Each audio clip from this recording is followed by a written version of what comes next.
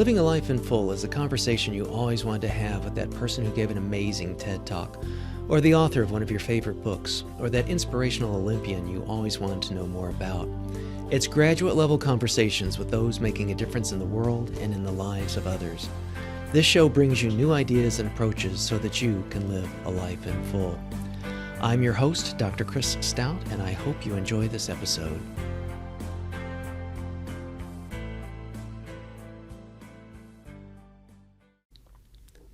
This episode is brought to you by the nonprofit I founded, the Center for Global Initiatives. The Center is an all-volunteer organization, so there are no salaries, and thus all tax-deductible donations can go to the work. While our key country partner is in Tanzania, our work is global and generally focused in the areas of education and healthcare. We also help others to get their nonprofits started or augment others' project-based initiatives. It's our goal to open-source humanitarian intervention and to help make it easier for others to do more good in the world. We are proud to have been ranked a great nonprofit every year since 2011 and to have achieved a platinum-level rating by GuideStar. Links in this episode's show notes will take you to published articles on our outcomes, a number of helpful tools, and downloadable resources, which are all free, always. Please visit us at centerforglobalinitiatives.org and be sure to watch our video at patreon.com/Dr. Chris Stout to learn more. Thanks. Welcome to another episode of Living a Life in Full. I'm your host, Dr. Chris Stout. I am so proud to have two very famous and accomplished celebrities back onto the show, from generally all over the world, but currently or maybe temporarily from somewhere in Germany. I'm guessing, I don't know if it's Dresden or Berlin. We'll find out. Today we've got Daniel, Rintz, and Joey Flohr. Longtime listeners will not be surprised to have the chance to learn from both of these intrepid travelers, as we've had three other motorcyclists, one of whom is actually a friend of theirs and mine, who's also a world traveler on two wheels, Glenn Hegstad. And I think in one of the early edits, I think we got to see him in their upcoming documentary. Another is a land speed record holder on a vintage BMW, Rebecca Burnick, and Guinness World Record holder Leslie Porterfield, also on a motorcycle. And speaking of going around the world, past president of the Circumnavigators Club, David Mink, has been a guest, and Amy Scott talked about learning how to be location independent, which I think has a lot of parallels with a lot of the work that Daniel and Joey have done. And Matt Bailey gave listeners a set of great tips for travel hacking. So, Daniel, Joey, welcome back to the show. Thanks for having us. Yeah, thank you. So I think I know, you're somewhere in Germany. Is it Berlin, Dresden? Where are you guys these days? We're in Dresden right now. All right, great. Well, to start, let's go back to your first trip, Daniel.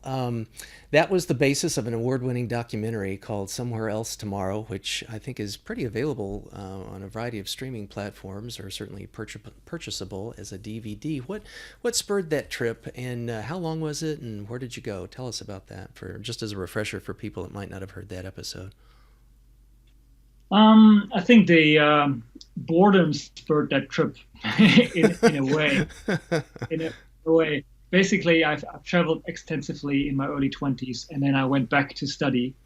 And at university, I made a lot of friends, and one of them kept asking me about my adventures. And eventually, one night where we were working through the whole night because we had so much homework to do and we were working on a project for university. He just said, well, if all of this is done, let's just travel around the world. What do you think? You have the experience, you know how it goes, and I want to experience it. And I said, yes, no problem. I didn't need any convincing. So that's how it started. And it lasted almost 3 years. My buddy had a great time, but it was the first time for him to be outside Europe, and it was too much because obviously we came out of university, didn't have any savings, so we tried to work along the way, and after 6 months it became too much for him, the uncertainty and the money trouble and everything. So he turned around, went back home, and I continued on my own. Wow. So at some point in time, I think you referred to it. I love this term: two wheels, one world, and zero money. Yeah. Yeah, I thought that was great. So, and that was sort of an homage to the fact that to be able to do something like this, basically, a bit of kit and a decent enough bike, but not necessarily having to wait like a year's worth of time to have savings or something like that. That you have sort of technical skills as well as labor to be able to kind of make the funds that you needed and to be able to travel relatively inexpensive. Was that the idea then?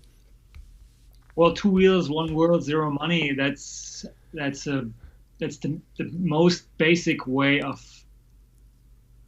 saying how naive we were.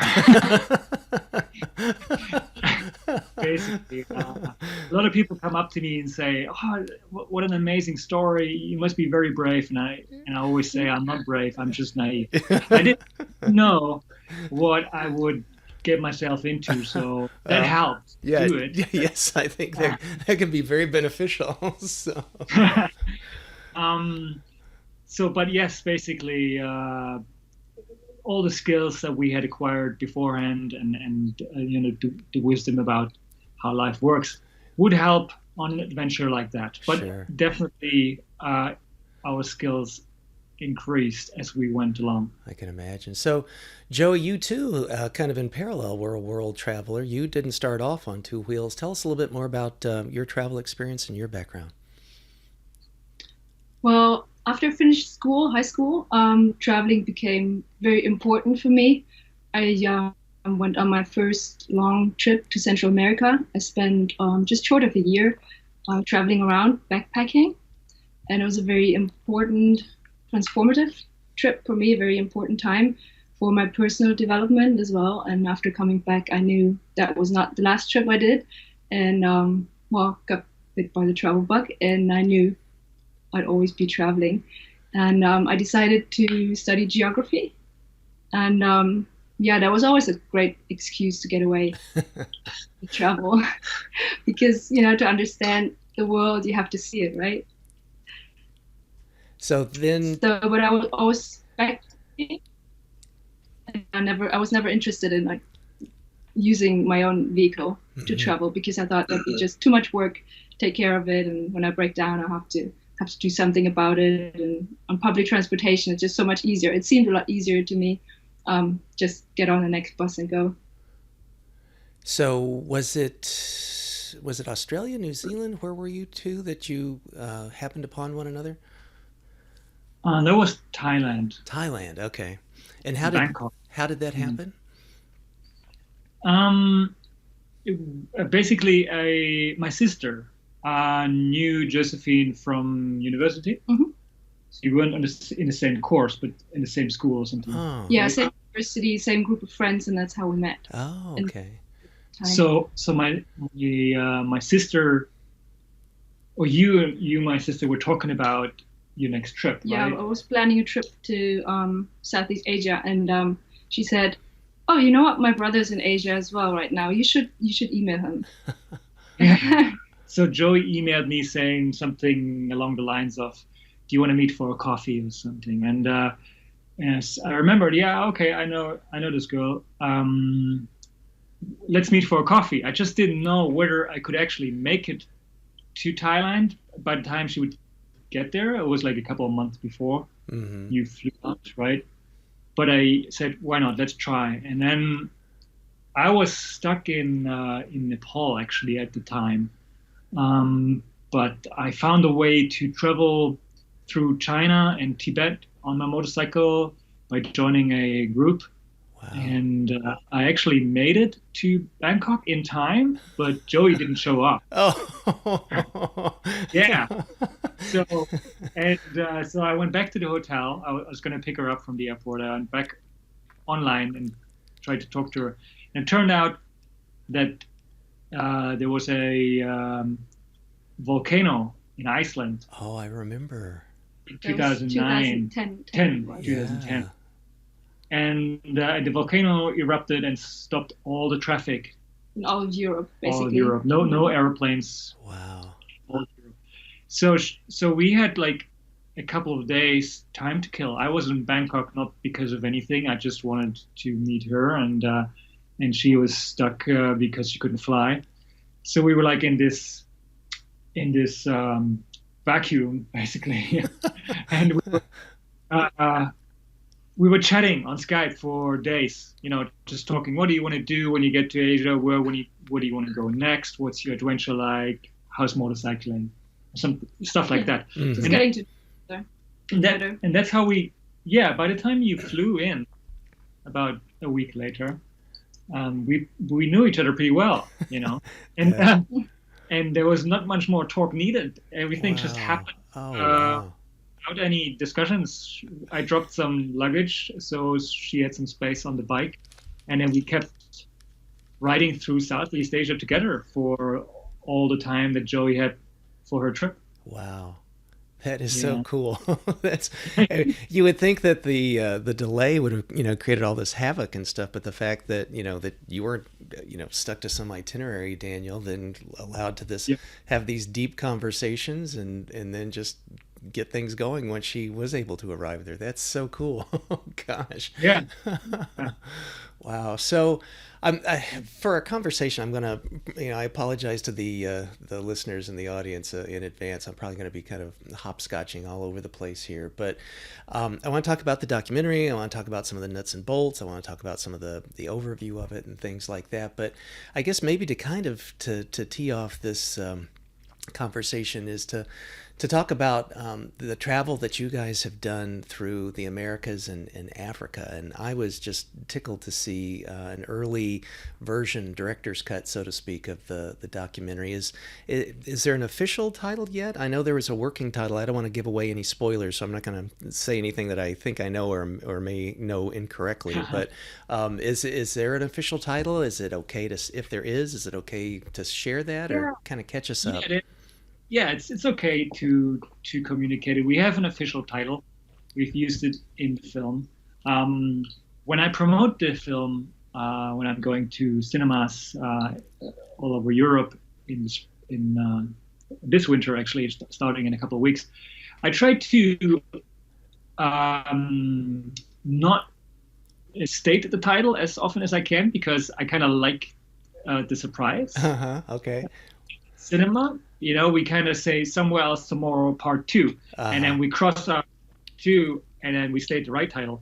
Okay. But it's not a secret. It's easy enough to find out what the new title is. So we called it Somewhere Else Together. That's so cool. Yeah.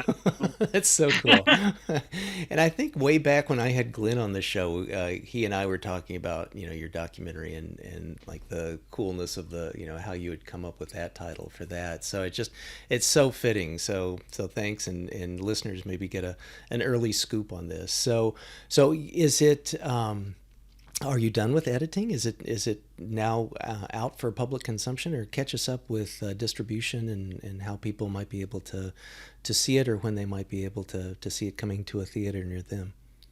The editing is basically done since the version you've watched. Okay. I've put a lot of effort and time into making it better and shorter. It was a very long version, and now it's just under 2 hours, and it works on many levels. It works better.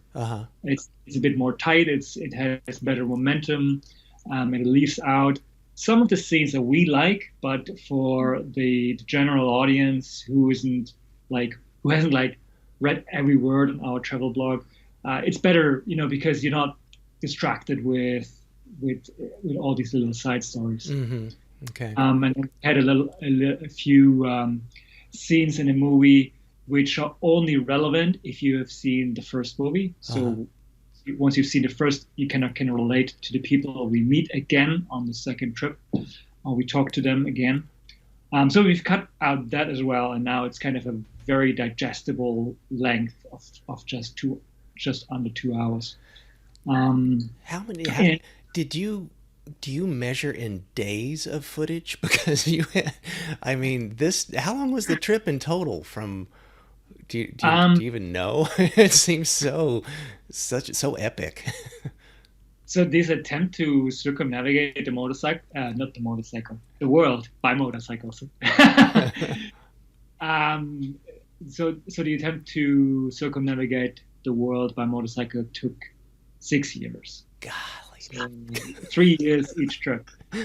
It's a long time. And it's a lot of, That's a lot of footage. yeah. So basically, to answer your question, the editing is done more or less. I mean, every day I find some small bits and pieces that I can make a little better, but it doesn't change the overall story. It's Sure.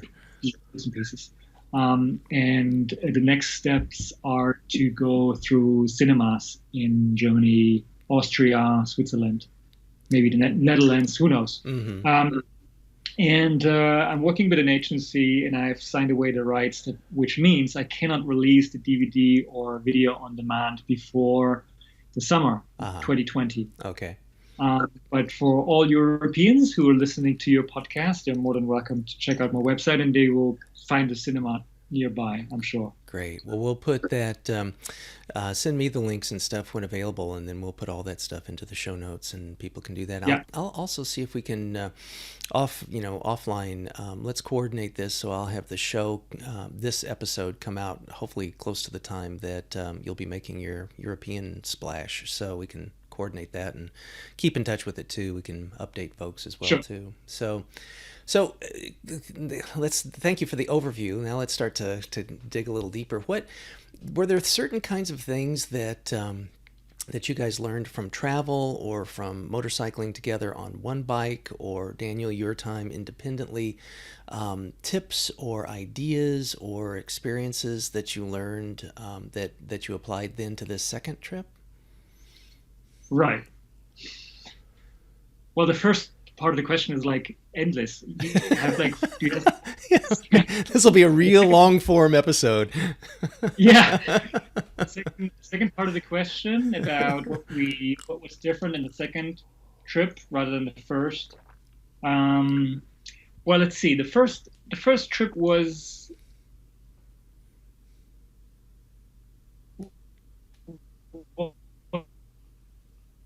protagonist.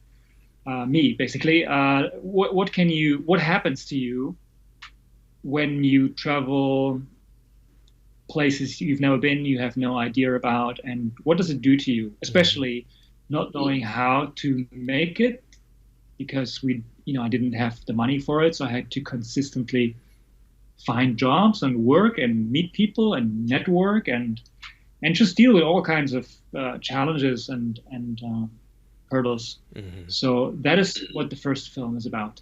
Can you travel around the world without money? Is it possible? Is it dangerous? What has happened to you? That is the first film. The second film is a little different because, once you've been around the world for a couple of years and you've experienced different cultures and you felt completely alone somewhere far away from home, right? You've already experienced this. Mm-hmm. It's not that you'll be that green to maneuver yourself into really outrageous situations anymore. You kind of have this sense. You when someone says, "Hey, let's do this. Let's go up this volcano and take a photograph or something," you already kind of know what could happen or what the dangerous parts could be. You have an understanding more than before Mm-hmm. you've gone anywhere, right? So the second trip is not about how to, or not as much. Obviously, we faced challenges, we had difficult times, things we didn't expect. Of course, that always happens, Right. but not to the extent that we were like completely overwhelmed and did something completely stupid, that it could have happened to us on the first trip. So the second part is more like, once you have understood the actual freedom of our generation, you have understood that you can create your life. You can do with your life what you want, and where you want it. So with that understanding, what do you do? How do you actually grasp that freedom? What do you suffer that freedom? Because there's a lot of people, I mean, including me in earlier times, I mean, maybe even some days today, when I say, well, there's so many options. What do I do? I can't choose. It's too much, and then I stagnate because it's too much. Right. So these questions, what do you do? How do you accomplish following your dream? How do you do it? And yeah, and what steps are necessary? Or what are the thoughts that are coming with that idea? So that's what the second film is, using the experiences that you have on the way, the encounters, the people you meet, the things that happen, to understand what you want and what you don't want. Mm-hmm. So with that, it just seems so, I mean, just to hear you say like 6 years, and I've done like not anything that even comes close, other than the fact that it's in a different country and on a motorcycle, little touring and stuff like that, and know sort of like how discombobulating. I had done a thing with my wife on the Isle of Man. I wanted to ride the same course as the Isle of Man TT, and I tell you, just feeling like a total idiot at roundabouts, and feeling, and the Isle of Man is very small and very easy to get around, and I think there's like basically 4 roads around it, and I just felt like it was so easy to get lost. I would be like totally befuddled. I'd be like doing laps around roundabouts because I couldn't figure out, how to not get hit by a car, because I was, disoriented to being what to me was the wrong side of the road. I can't imagine then what it was, what it's like for you guys with looking at, maps and plans, and trying to have these plans, but the logistics and those aspects of it. Can you share a little bit about that? Because I would imagine there's a general plan to get from point A to B, but then oftentimes things go sideways, and you have to improvise. Tell us, how do you handle that, technically, and how do you handle that emotionally, to not like be like me and get freaked out about it? I think the answer to that question is inside your question, actually. Okay. because you say, how do you handle this emotionally, and I think that's the whole point. We had initially we planned to travel the Americas, right, from Alaska all the way down to Argentina, and only then we realized it wasn't enough. We weren't finished. We needed more, and we traveled through Africa. So it's a lot of kilometers, a lot of miles, a lot of time, and you can't possibly sit down beforehand and create a Excel spreadsheet and put in the hotels that you stay and the kilometers per day and all that. It's impossible, and we never attempted that. So we had this general idea, this very tentative route, and we would just take it as it comes. And I think the trick is to not be emotionally attached to the plan panning out in a certain way. So if you let life plan out the exact route for you, and you'll be happy with it, then it's very, very easy to arrive at your destination. That's great. Does that make sense? Yeah, that's very philosophical. I I get that. I get nervous when people say, "Oh, get away from the spreadsheet," but I totally understand what you mean. So balancing that, having the comfort to kind of let life unfold and let the road, take you where it leads. There's still aspects of, and I know you talk about this in the director's cut, of like getting through checkpoints and borders. There's things of like visas, like there's like immunizations and stuff like that. I mean, I've done like a fair amount of humanitarian medical work where you sort of have to have this proof of immunization. Otherwise, they give you a shot with a syringe that looks like it's been used 10 times before. So Yeah. do you, is that also sort of just kind of take it as it comes, or are there certain kinds of things that you did have to, like plan in advance so that a date would be available for a visa, and if you did have to do that, how did you do that? Sure, there are certain things that are important to do beforehand. There's some planning that life isn't going to do for you.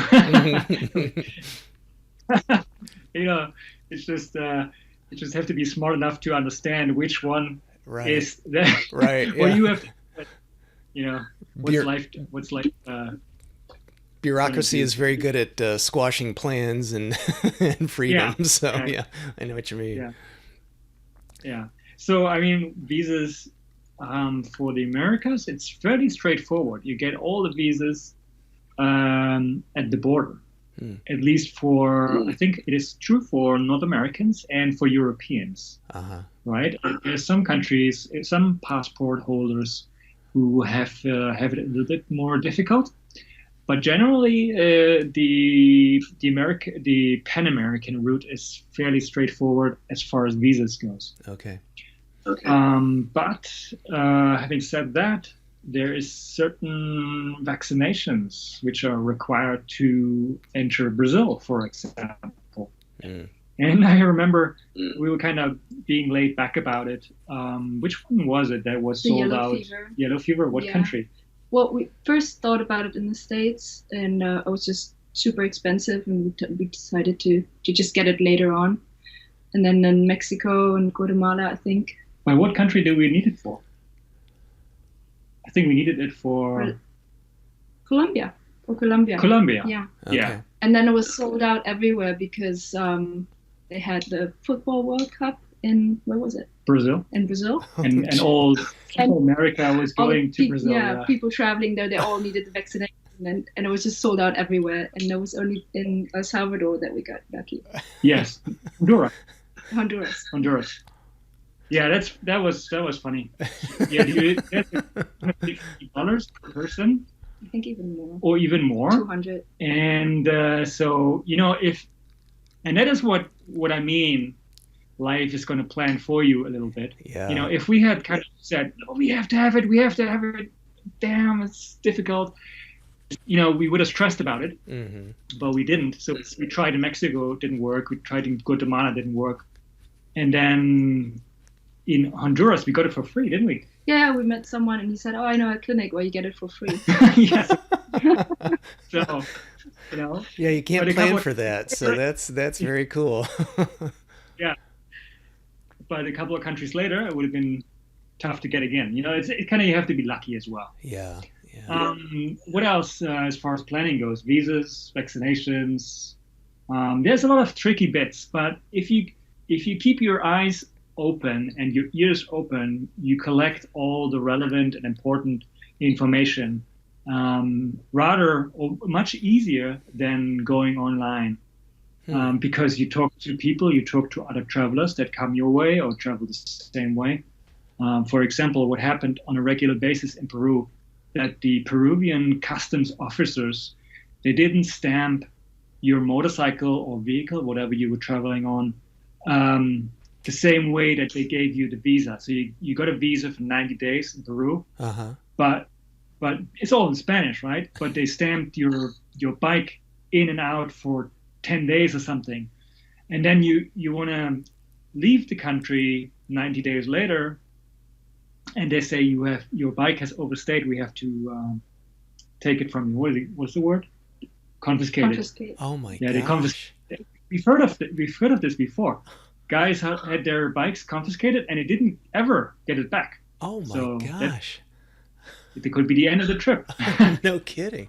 Wow. So how do you manage so that happened to you, that they said that your bike is expired, gone beyond? No, we heard about it. Oh, I see. We heard about Okay. it in advance. So that's what you do as a traveler. That's what automatically happens to you when you travel. Mhm. Your antennas your senses they get sharpened. You listen to everything, and you talk to everybody. You're open. You're not judgmental. You kind of you take stuff up, and it'll help you. Wow. Yeah, that's kind of the kind of things that you don't really tend to see on a State Department website or something like that. So, how do you? I guess this is probably going to be a very naive question, but like, I remember when I had Amy Scott on, she talked about a service that she had that could sort of read her mail, because I think she kept an apartment or something, so she would still have like, utility bills come to her that that she made arrangements to get debited out of her checking account and stuff. I'm guessing that didn't apply to you guys, is that right? Or like, how would you pay for certain like cell phone bills or something like that? Was that just like auto debited, or how did you manage expenses that like happen automatically? We made sure that all the contracts we had were terminated. So both of us, we were registered to our parents' address. So if something came from the state or whatever, they would send us an email. But we didn't have any cell phone contract, anything that would have anything that forced us to keep one leg in Germany, right, at home, and kind of check it and see what's going on. We didn't have any of that, so we let go of everything. Wow. So the cell phone contract, for example, we bought prepaid SIM cards in each of the countries, and we would just throw them away when we were done, or give them to other travelers who were going the other way. So we could really actually fully concentrate on the trip itself, if it wasn't for the work that we still had to do along the way. So it was yeah. And so let's that's a good segue. Let's talk about that. So were you doing were either of you doing like freelance stuff that could be kind of like the proverbial digital nomad? I know that you also did like some labor and stuff. Did it not matter to not like have like green cards or work visas and stuff like that because it was international, or because it was just sort of small agricultural stuff? Or tell us about the work you did and how you found it and how that turned out. Sure. We did some work on the ground in various places that we came through, and mostly it happened through people who know about us. I think the first film helped a lot. Recommended to meet somebody's friend or something, and a lot of the work that we did was over the internet. So I kept freelancing for some clients all over the world. Some in Germany, some, who knows, Australia, Laos, US, I don't know, all over the place, London, UK. Wow. Over the years you have so many contacts, and at some point they remember you and ask you if you can do something. And you could call us digital nomads. I think that would be applicable. Although the way we did it was quite stressful, and I wouldn't recommend it. I wouldn't do it again this way. It gave us a lot of freedom in a way, but it also became stressful at times, because when you're in the middle of nowhere, I remember in Namibia, we were traveling, the landscape was amazing, and I was doing a job, and I had to keep deadlines, and then you get quite, stressed when you realize it's 4 days to the next Wi-Fi. Oh gosh, sure. Yeah. And then you just received on your very slow 3G iPhone connection, the client wants change. That means you have to,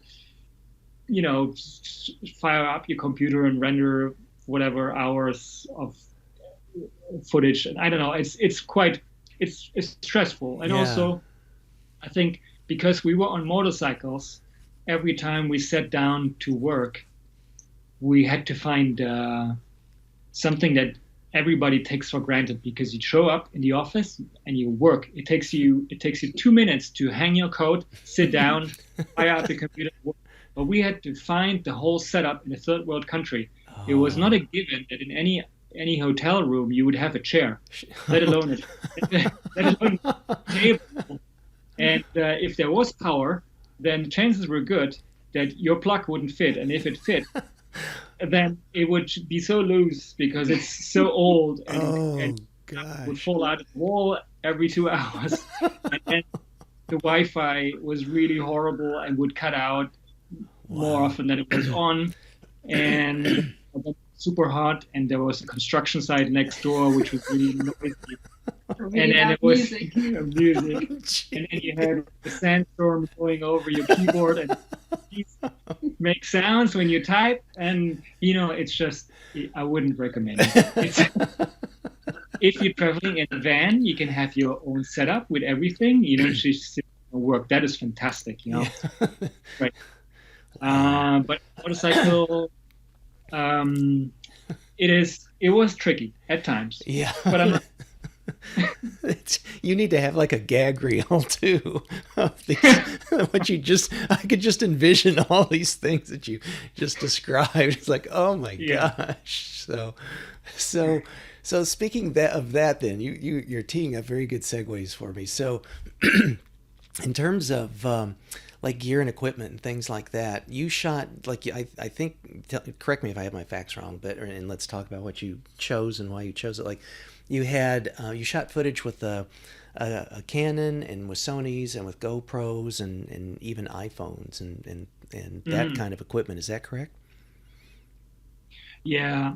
As we were tight on budget, we used what we could.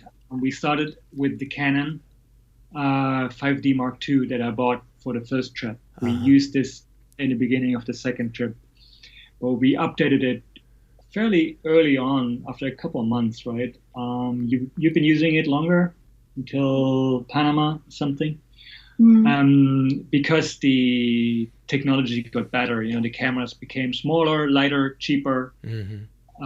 So we updated to Sony's. I used the Sony A7S, which was great for low light situations, good footage. We were given some GoPros, older ones we used for a while. Sony sponsored us 2 action cams, which was good for a while. We used, and we were also given a drone by a fantastic company called 3DR. They don't exist anymore, but they were really, really cool. Based in San Francisco. Said, look, I'm not sure, somewhere in the US. I think they were. The first and the second one in Colombia. No, I mean the company. Oh, the company. Where they were based. I think they had. It doesn't matter. They don't exist anymore, but they were really cool. They were very helpful. They posted us extra batteries, so we could fly more and send them better or more footage. Wow. And all of this for free, but it meant that we were stuck in Lima, Peru for a week and paid like $200 of taxes and a lot of negotiations just to get the batteries out of the customs office. Really? Oh my gosh. Wow. Yeah, they were cool though. So we used what we had in our hands and tried to make the most of it with the cameras. We also had audio recorders and the helmet cameras. Sena. That was also very nice of them. I think they were the first ever company to create a helmet camera, which was a combination out of an intercom and a camera. So you could actually voice activate the camera. Wow.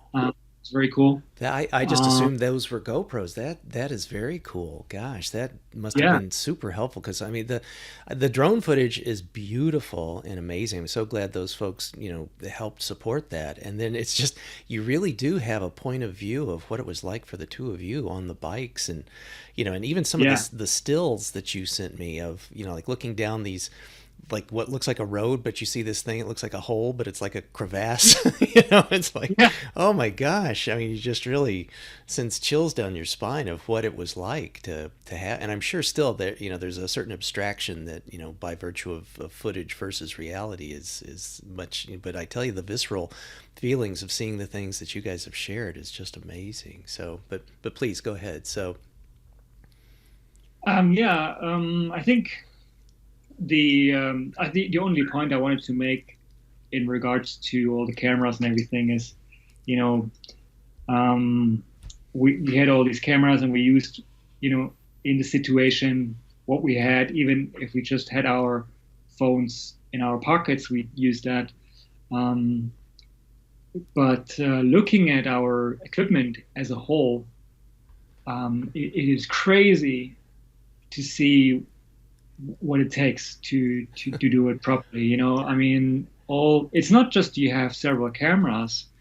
All the cameras come with charging cables and chargers, different ones. Sure. And you have, you don't have just one laptop, you have two, because when you have time to sit down and work, what is the other person going to do? Right. You have two. So you work on a laptop, then you have laptops, have charger, then you have backup hard drives and cables. Yeah. And Wow. 10 or 50.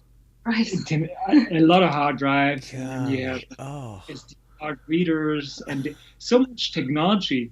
So if I was to travel just for me and my personal enjoyment without taking any photo, anything, maybe writing a book, then I'd be able to buy a 250 and travel faster. Yeah. I think it's like half our equipment, huh? All the technical stuff. I agree. It was like 50% was filmmaking equipment, and the other half was personal stuff. Jeez. I would say that's pretty much on to the point. Yeah. Wow. So you also, speaking of this in the equipment, tell us about your rule of 7. What is the rule of 7? Did I say that? Mm-hmm. Is that my... I read that somewhere. So I think it was along the lines of like camera like angles or perspective, point of view. Yeah. I know. Yeah. It just came to me. I know what you mean. It's not that I came up with it. Someone said it. Some film school. I don't know. I picked it up on the site. Okay. Basically, the rule of 7 is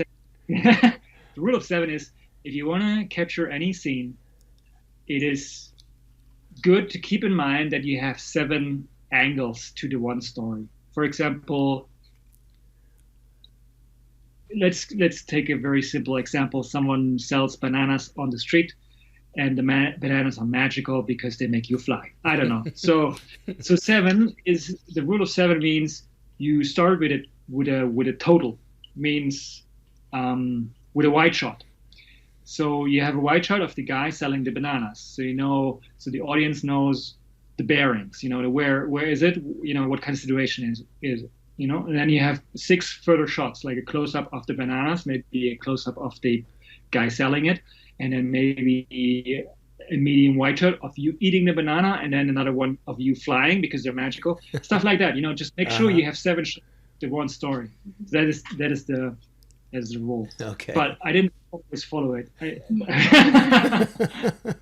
Well, there's obviously such spontaneity in some of the things, like, okay, Joey's saying, Daniel, now dump the bike one more time. So exactly. The lighting was off. I forgot to hit record. So yeah. Exactly. So, well, let's shift a little bit into maybe the other big supporting actors in this was the bikes. So, Joey, I think, and again, you guys correct me if I get any of my tech and equipment wrong, but I think you rode a 1982 BMW R80 GS, and Daniel, you were on a 2007 BMW R1200 GS. Is that right? Yes. Okay. Yes, except my bike is from 91, not from 82. Oh, Daniel's first bike. Oh, okay. Okay. Yeah, Thank you. it's Okay. not that. Gotcha. But So, it's the same. It's the same model. Gotcha. Same model. So back in that day, I don't remember if you remember, Chris. They built cars for a long time. Mm-hmm. The same one. They didn't update it every year.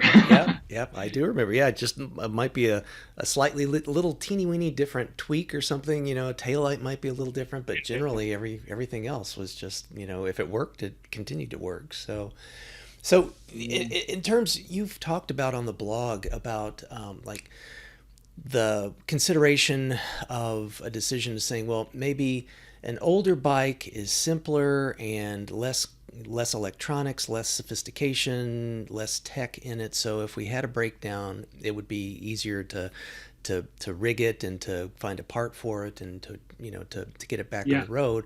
And the other counter argument is to say, well, no, a newer bike maybe is more robust and has better technology in it and can do some things that the older bike can't do, but the trade-off is that maybe there's some tricky esoteric part that might fail and might be very expensive to fix, or might be weeks to get a replacement. So you guys kind of put those two theories to test. What's your outcome of that? What was your experience, and what would you advise for someone wanting to make a decision between an Sure. older versus a newer bike? Well, we didn't know beforehand whether which one would be the better option, but we have a very clear winner. Okay. I mean, we're only one example in the world, right? You can have 10 couples traveling around the world, one with the new bike and the other one with an old bike, and you had a different result each time, I guess. Sure. But for us, it was very clear. Basically, between the version that you've watched and now the cinema version, the recent version, I have cut out so many bike failures of Joey's older bike, because so many people, I mean, it wasn't so many, but quite a few people said, how many times I was so bored of this bike breaking down all the time. I want to see something else in the movie except you under the bike with dirty hands. So, and I didn't even show all the times that bike broke. that was an edit. Yeah. So to summarize it, the older bike, it didn't break like an unusual amount. Mm-hmm. We were like riding 3 years, and it had already 100,000 kilometers on the clock. Wow. And we put another 1,000 kilometers on it, so it wasn't like unusual, but it broke down quite frequently. But let's say once every 2 months, I would say something was. But something made would be broken. Not all the time, but the gearbox, alternator, battery, I don't know, switches like here, every part electronics. possible. So, Joey, you had a new bike by the time the trip was over. So. So, but it was fine, and that is the trade-off. It's fine because you can fix it. It's simple. Yeah. But here's my recommendation. If someone doesn't know how to work on a bike or on the vehicle, well, it's not that easy to say. I have to kind of slip in another episode. Always, it was just me who worked on the bike. Only not because I didn't trust anybody, but because we did save money. I just worked on the bike, and it didn't cost us anything. But one time, we traded a presentation for a service, and the presentation went well, and the service went well. But we took the bike out, and from that moment on, we had a lot of problems. I mean, the first thing they did, they adjusted the gas cables, but they need some play, because when the engine warms up, it changes, and because it's a boxer engine, both sides, they have to be perfectly synchronized. And it just tightened it because they said, well, where's their play? Let's not have play. And then we were driving through the city in the middle of the night, and just out of the garage, and then we had to stop at a gas station, and by ear I had to resynchronize the engine again, because Joey was like standing on a red light, revving. I mean, not touching the handlebar, but the engine revved up to 3,000 or something RPM. Oh my gosh! Nothing worked anymore. And then they put the wrong oil in. They had this old bike. It only uses mineral oil, because the mineral oil has different qualities, and the seals that are used, if they get synthetic oil, they start to leak. Gosh. So we had to change a lot of seals all the way down, along the way. And there was this one when we were paying, I don't know, $200 for a part that cost $5. Oh, but because our parents sent it to us with the fastest option possible, they also taxed us on the amount that it cost to send the part down. So it was crazy. Yeah. Oh. So my point is, if you can't work on your own vehicle, it's going to be tricky. You definitely can, and I encourage you to travel the world. You definitely can. You will find people who will help you.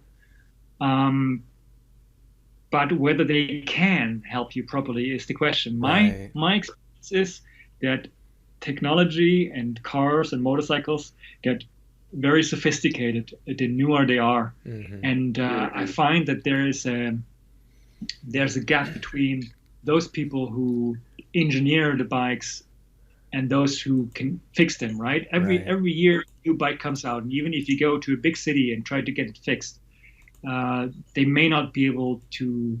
They don't know how to fix it because it's so advanced. Yeah. So it's tricky. Yeah. Take a newer bike. A newer bike definitely will not break as often. But when it breaks, because it's so sophisticated, it might be tricky to get fixed. Mm-hmm. So to summarize it, Joey's bike broke a lot of times, but I could help it, and my bike never broke the whole 3 years. Nothing. Every morning I switched it on and I ran. I just put tires, oil, air filters in. Nothing. I did not a thing, except just one night the GPS on the board charger system, and then a couple of days later when we packed up, it wouldn't start because the battery was dead by then. Wow. So I exchanged the battery. That was the only thing where it left me. Gosh. And that was, and we're talking in relative terms, because that was still a 10-year-old bike, right? Or 8-year-old? Well, exactly. Yeah. Wow. Yeah. So I guess I was lucky. Yeah. I mean, and you guys, I obviously don't abuse your bikes. I mean, there's enough abuse that just happens in the natural scheme of things of, going across country and countries and the ruggedness. And I think there's also, I don't know if it'll be in the cinema version, but I remember that I think it was Colombia that you guys experienced a flood, and tell us about that, because you also, not just mechanical kinds of things, but you had some sticky situations with politics and war zones and floods, and I don't know if you had any famines and pestilence, but you had, quite a few apocalyptic kinds of things going on. Tell us about that. Well, the flood spoken about, that was kind of funny in a way until we found out how serious it was. So we were driving from Cartagena in Colombia to Barranquilla, which is all the way along the coast. And we were only going to Barranquilla because we tried to pick up some spare parts from someone who offered to bring it to us. So we didn't know the person, we just knew him from Facebook, and we just posted, we need spare parts. Who's flying from Germany to Colombia in this month, basically. Wow. Something like that. Wow. So we were only going this way because of our spare parts, and it was raining a little bit, and then we entered the city, and the rain kind of picked up, and it was gradual. At one red light, we put our feet down, and we had like ankle height water on the road. Mm-hmm. That sometimes happens. I wasn't worried about it too much, and the next red light was like almost under up to our knees. Wow. And then okay, something's wrong, and then we looked at the people around us, and they were motioning us, waving at us, get off the street, what are you doing?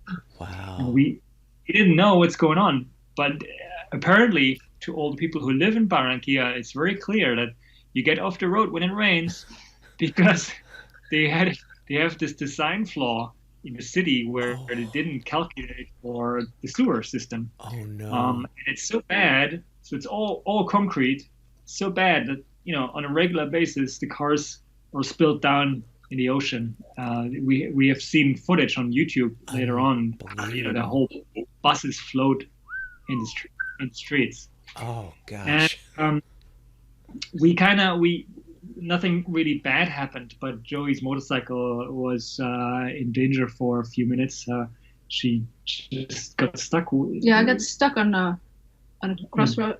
Divider or something, wasn't it? Yeah, Something on I the couldn't road. see what it was, but I got stuck. The engine turned off, and I had a really hard time like holding the bike up because there was like a road coming down from the side, and it was just like one river flowing into another river, and I'm trying to like pick up, and then Daniel came running and helping me out.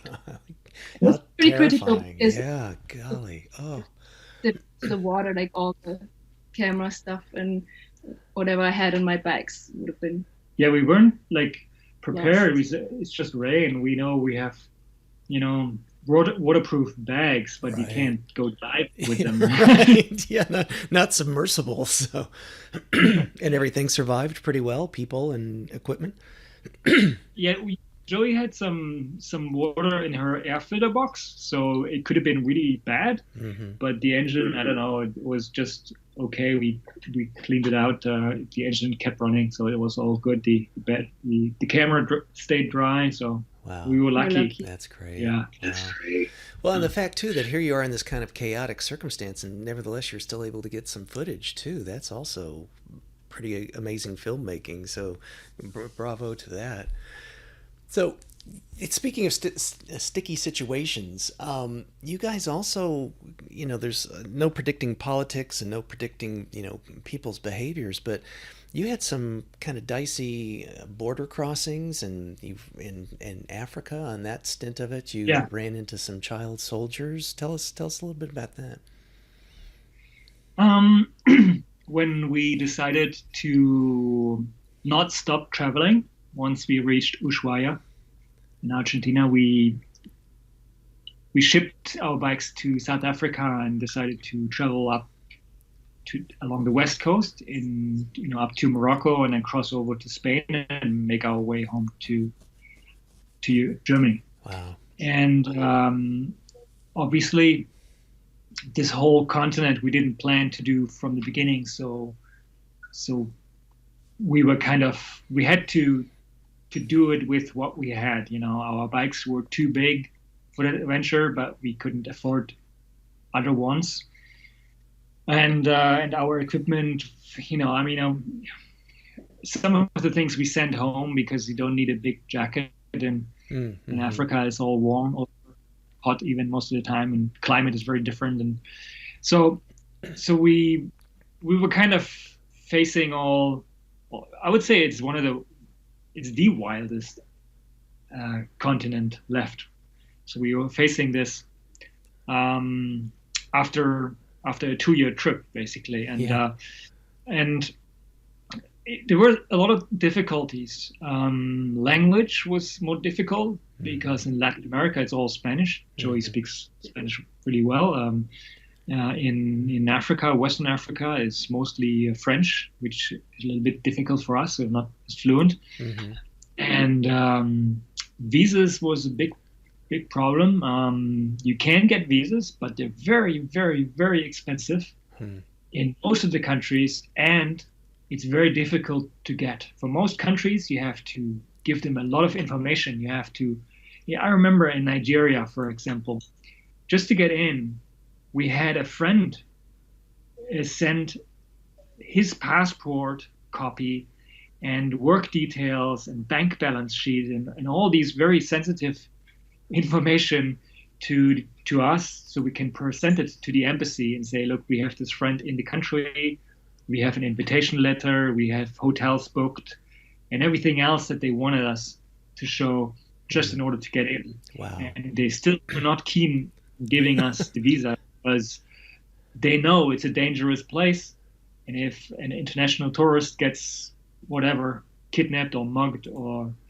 robbed, and then it'll be bad press. Right. So Sure. they're really reluctant. And also, in most countries, you cannot get the visa in the neighboring country. So you have to keep your ear to the ground and talk to every traveler, and there are not many in Africa, to find out where you get the visa for any of the 20 or whatever, however, how many was it? 18 different countries that we went through. Wow.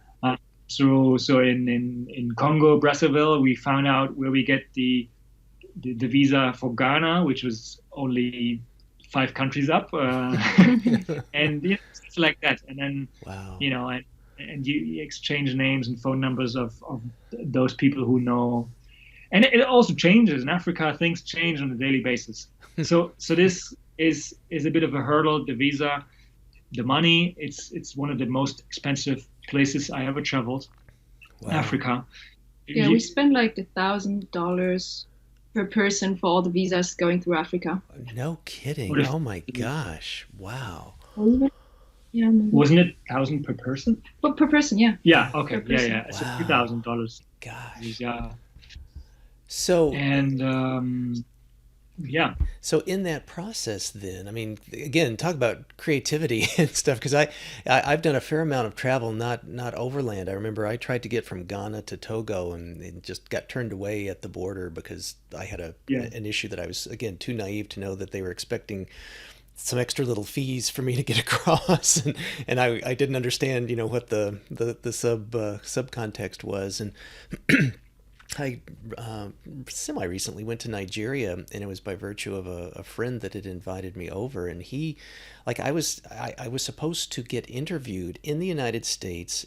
I live in Chicago. I was supposed to fly to Washington to have my interview to get my visa to go to Nigeria, and it was like, what? Yeah. so I can, to me, that was just, and I had to fill out all these forms, probably similar to you, and I had to give a description if I had any scars or tattoos and proof of funds and all these kinds of things. And that was, sitting in, comfortable Chicago. I can't imagine on a motorcycle, with bad Wi-Fi connectivity, of trying to stitch together, thousands of dollars worth of visas and border crossings. So that's chaotic and probably nerve-wracking enough. But then you also, you were in some war zone areas and had some in some areas where there was some, and I know also, at least in the version of the film I saw, there was you had some intel from some people to avoid certain places or at certain points because they were starting to flare up.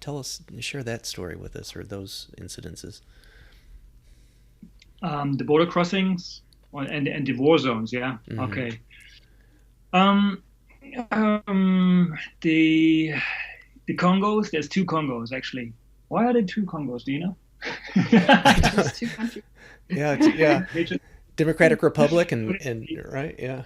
Yeah, there's the Republic of Congo and there's the Democratic Republic of Congo, and apparently the Democratic Republic of Congo isn't at all democratic. That's what we've learned. But we chose the western route to go up Africa because that was basically the only option without cheating. We could have gone the eastern route, which would have been a little bit more touristy, maybe a little bit more easy as far as the road goes. Mm-hmm. But then we would have gotten stuck in Egypt, because from Egypt you can neither go to the left, which is west, because what's it there? I've forgotten it. Libya. Mm-hmm. So it's still dicey. It's a no-go. Yeah. It's very difficult. It's very since they killed the Gaddafi, it's a mess. Yeah. So you can't go there. You can't go right, which is east. So because the whole conflict with Israel and the peninsula, what's it called? My geography. I've been to too many places, I think, or I don't know. Sinai. Just keep track. They just tell it. Well, you get stuck in Egypt, and that's it. Yeah, That's the yeah, story. that's it. You're done. Yeah, Yeah. ship the bike. Ship the bike.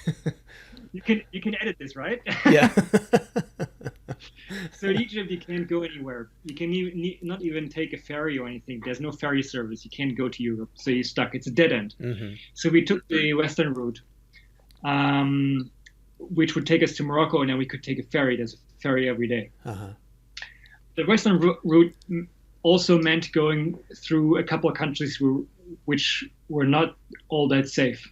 So the Democratic Republic of Congo was one of them.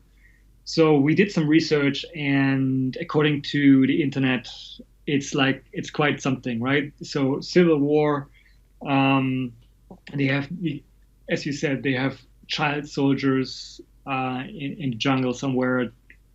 I think Joseph Kony is also active in that country, and it's a huge conflict. And people are poor, very poor, desperate, and desperate people are capable of doing the wildest things. So we weren't particularly looking forward to going through, but we didn't want to be prejudiced, so we just chose a route to go through, and it was fine. It was actually all the people we met, they were really, really friendly. Even the checkpoints were really open and happy, and they wanted to make sure we had a good experience in their country. Uh-huh. But by the time we got there, we were really, really exhausted by a few things. First of all, we had to be riding a lot of kilometers the previous day before we got into Congo, because in Angola it's a huge country, and we were only given a 5-day transit visa, and Joey's bike broke down, so we had delays, and we were riding 12 hours in 40 degrees heat, which was at 105 Fahrenheit, something like this. And it's very humid, and so we were stressed. And then we came in this country, and we knew it's dangerous, or we thought it would be dangerous. So we hasted through that place, and then because Joey's motorcycle was limping, we chose a different route. We chose a route to stay closer to the main road, which was easier to drive. Mm-hmm. But that meant we had to ship between the two capitals, Brazzaville and Kinshasa, and they don't officially have any ferry service or any exchange, because the two countries are not talking to each other on political terms. Wow. So we had to find something, right? And it turned out to be a bit nerve-wracking. It took us a lot of hours. The whole day, pretty much. It took us the whole day. We showed up in the morning, and right in front of the gate where the border used to be, there were a bunch of jobless customs officers, because there was no trade going on. They had nothing to do, and there were a lot of people who tried to be our fixers and make some money off us. Obviously, wow. And we expected that. So after dealing with partially official and partially unofficial services, we were let on the harbor area. And the river Congo is about 3 kilometers wide at that point. 2.5, 3. And so they found a little boat for us, and obviously the boat. Yeah, I mean, we were negotiating all day, and then our fixer said, "Look, it's $300 and no hidden cost." Yeah, I stressed on that, because I've been, people tried things on me on every board. I know what's happening, and he was doing his best. And I mean, the situation itself maybe wasn't altogether that dangerous, but because we were so exhausted at the time, we were especially sensitive, right? So we were at this one point standing, Joey and I, we were super exhausted standing there, and there were about 50 to 60 workers around us, big muscled Mm-hmm. harbor workers around us, and they all wanted to help us carry our motorcycles on this little makeshift boat, which was like 10 meters below us. Like there was this edge, and the cranes they were supposed to load and unload the big cargo ships. They weren't used. They didn't work anymore. Wow. So it was like just harbor workers and us and the bikes, and then they tried to, I don't know, it looked very dangerous, and I was, in my mind, I was like, oh my god, the motorcycle is going to go in the water and then the trip is over and I won't ever make it home. Oh no. Wow. Stuff like that. And then you have, these people, they're also very desperate. It's super hot. They haven't eaten that day, and they want to bring some money home to their families, and they expect us to pay 60 people to carry 2 bikes. I don't know. And then without us wanting it, we were in the situation of choosing, 6 people out of the crowd, and that caused another whole oh gosh fight between them. They take me, and this guy is drunk and this guy is on drugs, and Josephine was like, oh, don't use this guy, he's like, I don't know, he's on drugs. and all this noise and the people yelling and almost hitting each other, and Fixer wanted all this over so you could get his money, and then the police wanted this situation to be low profile and don't make any fuss, and everyone wanted something. Gosh. And by the time we had our bikes on this little boat and we're leaving the harbor, we were like so done. It was like sunsetting. Oh gosh. Like we couldn't talk for the rest of the day. We just went across the coast on the other side and just fell asleep in the tent right away. It was quite wow. Yeah, that is quite a story. I remember. Did a lot of that make it into the cinema version? Because I remember, as you described the dangerousness of that really came across in the director's cut. It was like, oh my gosh. Yeah, it's still in the movie. Good. It's still in the movie. I think it's an important part. I mean, part of it psychological, as I said, we were really tired. Mm-hmm. But I think it escalated also, because you have these people and they're desperate. They want, their basic needs met. Yeah. So they want $10, and who knows? It could have been that someone grabs one of our bags and runs away. What do you do? Right. I mean, yeah. Could have happened. Yeah. Well, thank you for sharing that. And again, it's just the surviving of that and the thinking on your feet, and thank goodness it had a good outcome, I think is really instructive. And I guess from a different perspective, but maybe to your point about human needs and what dire circumstances. I think, Daniel, you started off way back when with humanitarian media, Huma.tv, and you were a part of that team, and I did that because I also know I want us to spend some time maybe in the time we have remaining about the orphanage that you're involved with in Nepal and the Guatemalan Foundation, that sort of thing. But tell us about your humanitarian roots and the work that you did there and the current work that you're involved with. Okay. Well, I'm not. I wouldn't call myself a humanitarian per se. I'm not someone who goes around trying to help the world. I feel like I can barely, survive myself. That's the way it is. Yeah. Joey, we'll talk about this later, Joey, offline. So. I mean, I don't see myself as someone who has to give a lot of things or a lot of. I don't know. I don't know. I'm just trying to get through this life with least amount of friction and tension. So. I'm trying to walk this earth sensibly. But having said that, it keeps occurring to me or to us again and again that we meet someone or we come into a situation where it's very clear that this person or this group of people need help. And in this moment, I feel, or we feel, that we can help. And then we don't talk about it, we do help. And that's how I think I got involved with Huma TV and with the orphanage in Nepal, and also with the Christian community in a Muslim country in Pakistan, and also the Integral Heart Foundation in Guatemala. So there's some groups and some individuals which we try to help as much as we can. Today is actually the last day that of a project that I started a couple of months ago.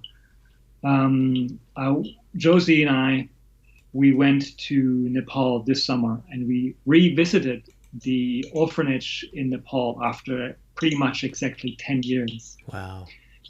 And back then it was 25 kids or something that I met, and we did a video, and we asked our blog readers if they could maybe send a little bit of money, because this orphanage is about to go under. They have problems with the rent. So a lot of our fans did that so we could make them a fantastic Christmas present. And it was really fantastic. The kids were happy, and they remember me. That there's a couple of kids that are still at the orphanage, and they remember me. They were really small back then, 10 and 11 years. And so, I didn't plan this. I didn't want to be looked up to or anything. I just said, well, let's do something. What can we do?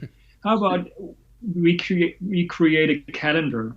We have so many photos from our trip. We make a calendar, and you guys, you kids, you contribute something to the calendar, and we sell it, and whatever we make, you can have for food and housing. So what we did is we showed them our new movie, which is actually kind of illegal, because it was the first proper audience. Wow. Like a little shed with a tin roof and about 30 kids, one of the older ones. And we showed them the director's cut, the extended cut that you've watched. And then we answered some questions to the film, about the film. And then the kids sat down. We brought them paper, pencils, brushes, palettes, and paint, so they could make a painting, make art. And it was very interesting to see each kid, had a very completely different image and idea on what stuck with them. What aspect of the movie or what scene of the movie stuck with them. Every kid was different. So we took photographs of all these artworks, and we put them in a calendar and a little story underneath it, about the kid and what he liked about the movie. And then we edited some photos ourselves from our trip and made this calendar, and we sold it. And we sold 150 or something. And so we will be able to give the orphanage, I don't know, 1,500 euros or $2,000 or something. I don't know what the exchange rate is about. Wonderful. That. Wow. And that'll keep them afloat for a couple months. And I'm not, as I said, I'm not looking for these kind of opportunities, but when it arises, we will act upon it. And when you travel, then it will come up. You will meet people who can actually do with some help, and then we do it. That's great. I tip my hat to you. That is so wonderful. I've had a similar experience with travels and climbing, and just developed relationships that are now probably going on 30 years. So I very much feel what you're saying. I think that's wonderful, and hopefully I think inspirational to people too, that you don't necessarily have to make it your full-time mission or job or reason for being. But when people see other people that need help, and it's even small kinds, relatively small for the giver, can be huge for the receiver. So that is wonderful. We'll put some links into that organization in the show notes as well too. So I know we're getting down on the end of time, and the both of you have been very generous with your time. I appreciate that. I have a few more questions if you have a little bit more time. Sure, I can also keep my answers shorter. No, please don't. That people don't tune in to hear me. So this is great. So I guess maybe again, a natural transition is what's next. I know that I think I know, Daniel. I think you've got an India adventure planned. But for the both of you, what's next? And tell us about India. Well, what's next for us, honey? I don't know. Just this morning over breakfast, we sat down and we talked about the visitors that we're getting tomorrow or the day after. It's a couple who we met in Costa Rica. Uh-huh.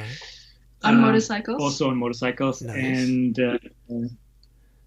they're traveling on a 4x4 now because they want to go through Africa. And I think in our movie it becomes very apparent that the motorcycle is not the very best vehicle to adventure in Africa because it's quite restrictive in a way. Yeah. Anyways, so they come to visit us here, and we were like, oh, when they come here, we might be so tough. We might become, very sad, and we want to go somewhere and want to leave and go on a trip. But I mean, the option and the fantasy to go on the next trip is always there, and I think it will happen at some point. But for right now, there's nothing concrete, nothing we have planned. Gotcha. But it could happen. It could happen the day after tomorrow when they show up here. Right, yeah. Well, ping me and I'll post that on all of our media sites so people can learn about it and help you out if need be. So, yeah. But you've got like a if it books it goes trip in India. Oh yeah. That's something that someone else talked me into. I bet it was very difficult to talk you into travel. No. That's right. But basically, a touring operator approached me and said, "What's your favorite trip in the world when you want to have a fantastic motorcycle ride?" And it took me 2 seconds, 1 second, to be thinking, well, that's outrageous. How can you ask me this? I've been so many places. How can I possibly pick one? Uh-huh. And the second I spent with, of course, it's northern India, the Himalayas, the Ladakh region. How could I ever waver about this? This is what it is. So yeah, it was actually one of the very most exciting places for motorcycle riding up there with the highest mountains in the world.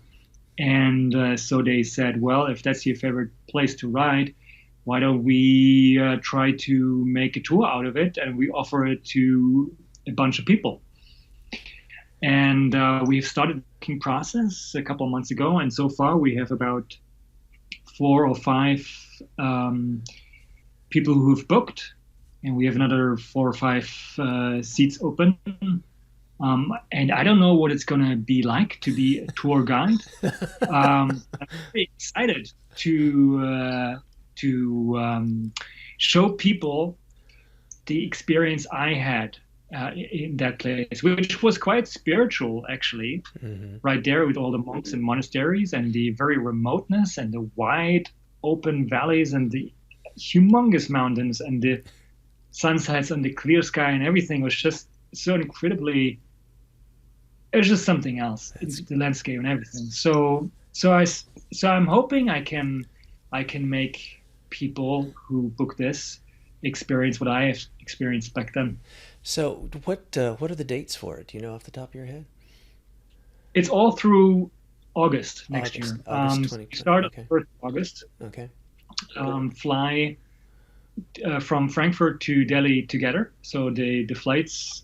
Basically, everything is included. So you show up in Frankfurt with your helmet and your riding jacket and boots, and you can lean back. Everything else I'll do. Accommodation, permits, flights, food, fuel, bikes, spare parts, repairs, everything. So is it Royal Enfields? What will people be riding? Yes, we thought about it for a while, what we could use, and we could use newer bikes and whatever. Everything is available now in India, but we think the Royal Enfield will be the perfect companion with that experience. You know, it's a bike who can do everything, but it won't.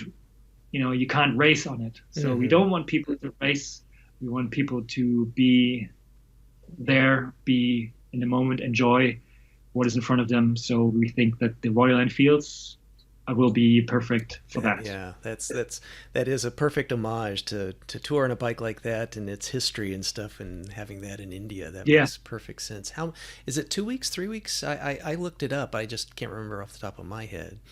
It's from the 1st of August till the 30th. So 30, it's oh, the whole 4 weeks. month. Great. Okay. The whole month, Awesome. yeah. Good. Well, we'll put that links to that in the show notes as well. What's the maximum? Is it 10 people, or what's the limit? Yeah, we'll max out at 10. Yeah, 10 10. people. Okay. I think we'll see what we how many bookings we get. But if you think 5, 6, 7 will be good. We don't want too many people, so Yeah. each one of the guests will have a fantastic experience and will have all the attention that they deserve. That's so, cool. Yeah, yeah. That is very cool. Well, good. Well, we'll put links in the show notes for that too. So, Yeah. how can people that have listened today and haven't already been aware of your stories, how can they connect with you or follow you or see your work or help with the charities that you support? I think the best jump-off point is my website, which is www.open-explorers.com. Okay.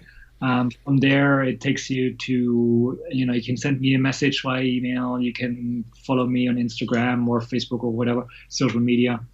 But yeah, the website will be the easiest jump-off point. Okay, good. And I really do encourage people to go there and spend some time. I mean, I have done so, and the photography is great. The blogging is fantastic. The stories and the behind the scenes are just super. So just thanks to you both, Daniel and Joey. I appreciate the time that you've taken to do this and being so generous with that. The blog is actually Joey's work, which was fantastic to be with her on the second leg of the trip, because I could focus on the jobs, and Josephine, even though she wasn't like entirely excited about it, she could post so many photographs and write a little bit about our experience. And I think the blog, compared to the movie, gives another whole completely. I mean, it's more in detail, a whole more insight to our journeys. Maybe a bit of a different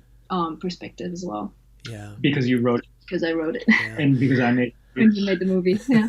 we haven't talked about this. They're We haven't perfect. talked about it. Different. I don't know. You don't know? Okay.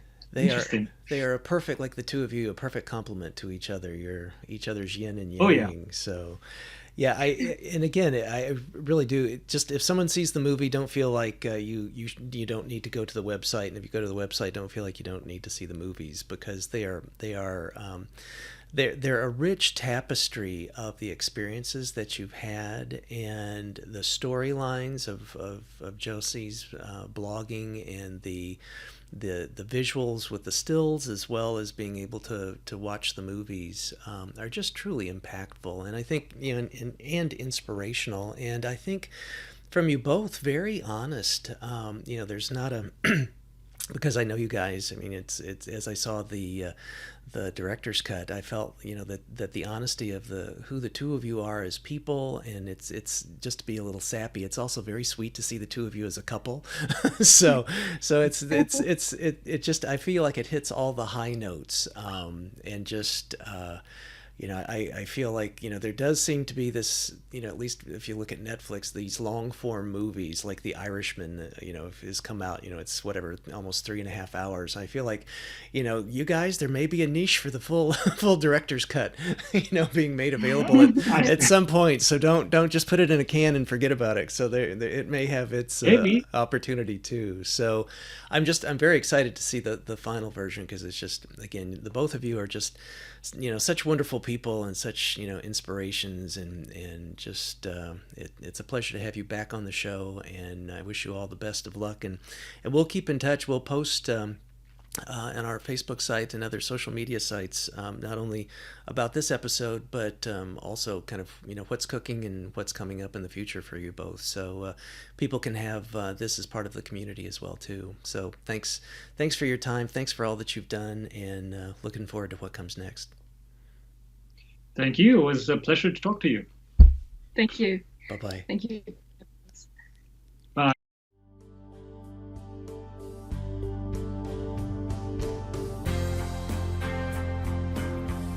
Living a Life in Full is a production of Stout Media, a subsidiary of Gordian Knot, LLC. Assistant producer, Gracie Wong. Music, Dan O'Brien. Executive producer and host, Dr. Chris Stout. To learn more, stop by our website, A Life in Full, for show notes. And please recommend us to your friends and subscribe on your favorite platform. And as for the obligatory disclaimer, this podcast is for general information uses only and does not constitute the practice of psychology, medicine, nutrition, or other professional healthcare services, including the giving of medical or psychological advice. No doctor-patient relationship is formed. Lastly, and perhaps most importantly, I take conflicts of interest seriously. For all of my disclosures as well as show notes, please see livingalifeinfull.org/podcast and my LinkedIn profile. Thanks, and until next time.